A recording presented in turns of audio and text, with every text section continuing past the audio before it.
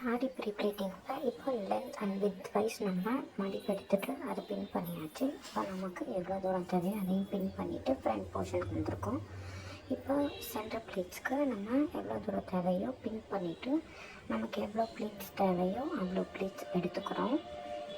எடுத்துகிட்டு அதை நல்லா 1 by 1 அட்ஜஸ்ட்மெண்ட் பண்ணிட்டு பின் பண்ணிக்கிறோம். நல்லா நீட்டாக வச்சு பின் பண்ணிவிட்டு தென் நம்ம இப்போ அயனிங்க்கு போயிட்டோம். இப்போ ஃப்ரண்ட் ப்ளீட்ஸை ஃபஸ்ட்டு நல்லா நீட்டாக அயன் பண்ணிவிட்டு மீடியம் ஹீட்டில் வச்சு தான் அயன் பண்ணணும், இல்லைன்னா சாரி பர்ன் ஆயிரும்.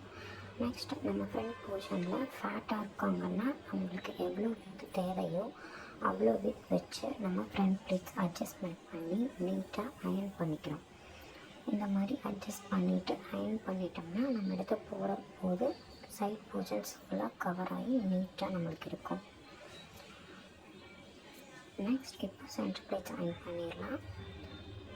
சென்டர் ப்ளீட்ஸ் அயன் பண்ணும்போது நல்லா நீட்டாக 1 by 1 அட்ஜஸ்ட்மெண்ட் பண்ணிவிட்டு கீழே ஃபர்ஸ்ட் அட்ஜஸ்ட் பண்ணிட்டு பின் பண்ணிக்கணும். தென் சென்டர்லேயும் ஒரு நீட்டாக ஒரு பின் பண்ணிட்டோம்னா நமக்கு சாரீ கட்டும்போது அழகாக இருக்கும்.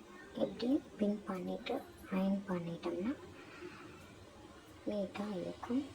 தென் பாக்ஸ் ஃபோல்டிங் போயிடலாம். பாக்ஸ் ஃபோல்டிங்க்கு சாரி பேக் சைட் திருப்பிட்டு இன்னர் போர்ஷன்ஸை ஃபஸ்ட்டு ஜிக்ஸாக்கில் நீட்டாக இப்படி மடிச்சுக்கணும்.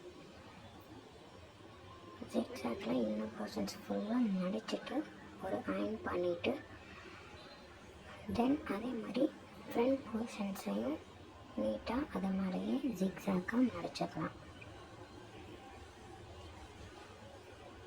தென் நம்ம ஃப்ரண்ட் அயன் பண்ணதை நீட்டாக வச்சு 1 by 1 நீட்டாக தான் அட்ஜஸ்ட்மெண்ட் பண்ணி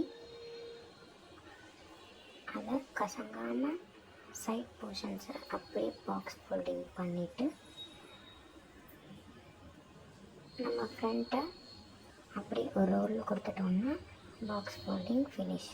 இப்போ நம்ம சென்டர் ப்ளேட்டும் ஃப்ரண்ட்டில் தெரிகிற மாதிரி பாக்ஸ் ஃபோல்ட் பண்ணியிருக்கோம்.